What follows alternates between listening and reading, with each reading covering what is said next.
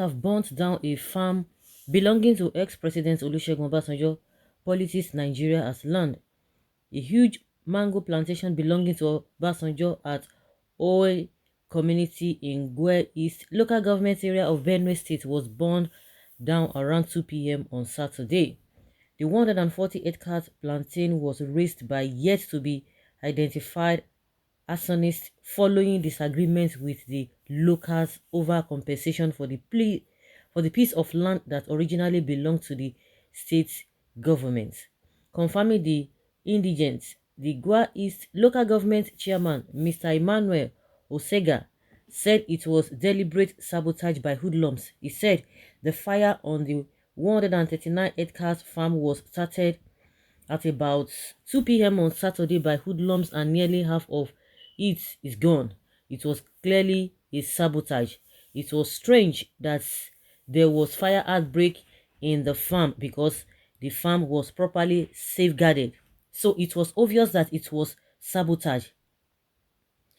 We summoned a meeting of stakeholders and leaders over the matter in order to fish out the perpetrators, and by the grace of God, we have already apprehended 4 persons and investigation is still ongoing to fish out more culprits. More to come. And a lot of people are saying, oh, it could be Fulani S-men, this and this and that. Some people are very, very sure of that. But now they have seen some of the people who did that old stuff, and it is going to be something else. 139 or 140 acres of land burnt down. Well, Obasanjo himself should feel the heat. There are a lot of there are a lot, or they are all part of the bridges who led Nigeria to this pathetic mess. When I first heard this, I thought it happened in Ota. So Obasanjo has a farm in Benue State, far away by Benue State. There is God though.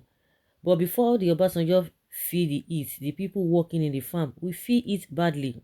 Obasanjo is one of the worst problems of the country. Its alliance with the Northern Fulani oligarchy is the reason why we are here today.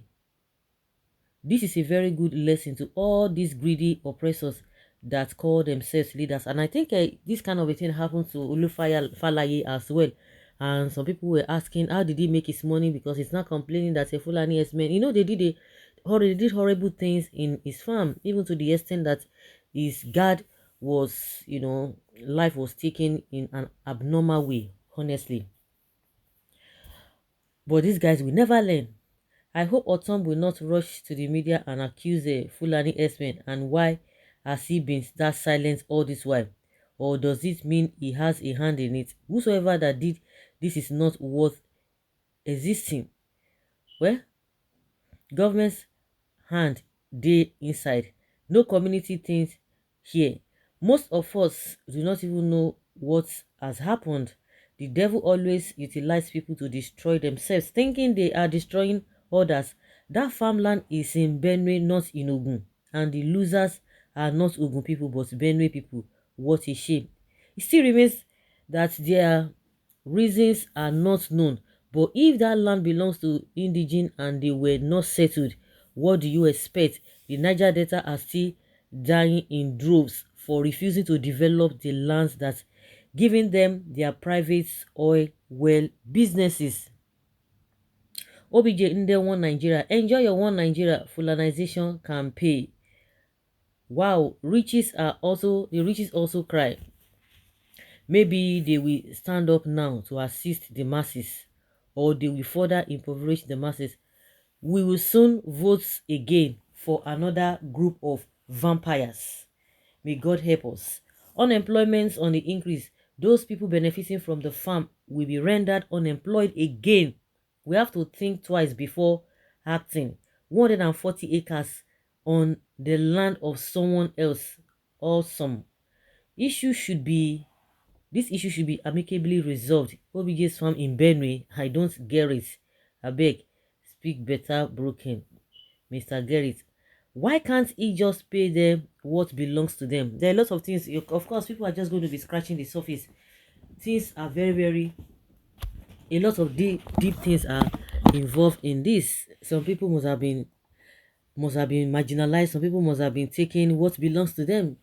Of course, like I said, when I first heard this, I thought, oh, Otta, what could have happened? Because there was a time, I think in 2020, also in Otta, in his farm, there too, some people were, you see, some people were killed, and they dumped them at the back of a the fence of a Obasanjo said the Otta farm. So I thought a such thing or same thing happened, but now is this something? It's in Benue. No wonder he does not want Nigeria to break, possessing land in all the states. OBJ Nto. Wait a minute, is it the same Obasanjo of Ogun State that owns 140 acres of plantation? These leaders just acquired everything through their office, free of charge, leaving nothing to coming generations that's from that state.